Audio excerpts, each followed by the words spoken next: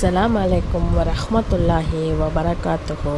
தொழுகையின் பலன்களின் ஹதீஸ் 8. நரக நெருப்பை அணைக்கும் தொழுகை.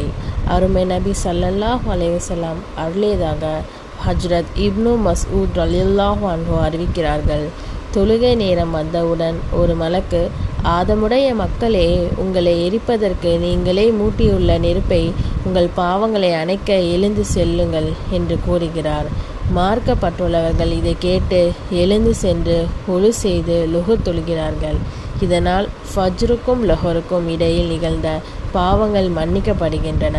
இதுபோன்று அசரிலும் மஹரிபிலும் இஷாவிலும் நடைபெறுகிறது.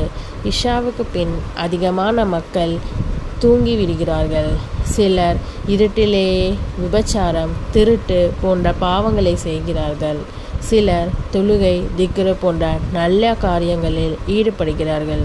அஸ்ஸலாமு அலைக்கும் வரஹ்மத்துல்லாஹி வபரகாத்துஹு.